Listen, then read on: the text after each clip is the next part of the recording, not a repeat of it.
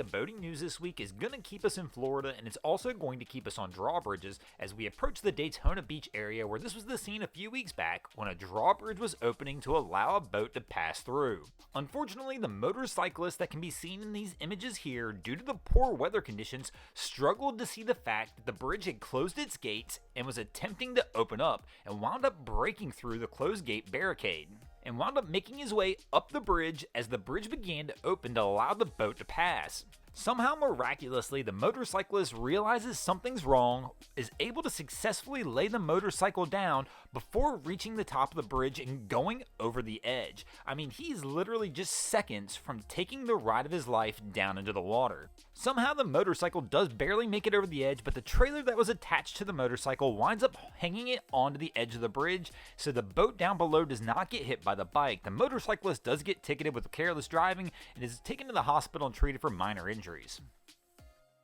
Our next story to make the boating news this week is going to bring us back stateside and take us over to the Chesapeake Bay, where you may experience a little bit of deja vu in this one, but it's not exactly what it looks like. But here we're going to see this vessel is stuck in the mud in the bay, and it happens to look eerily similar to the Ever Given, which was a vessel that got stuck in the Suez Canal last year.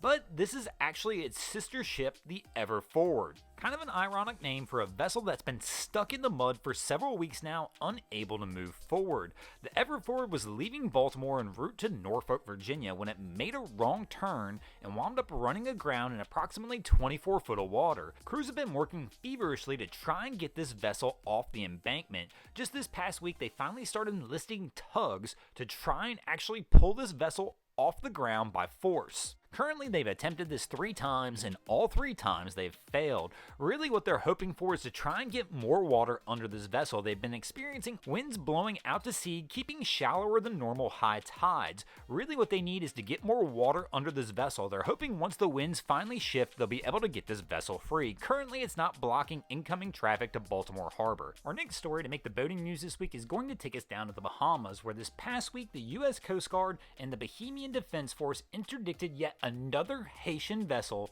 overloaded with people headed toward the United States. This scene occurred approximately 40 miles off the coast of Andros, and it really is one of those scenes that makes me cringe every time I see it.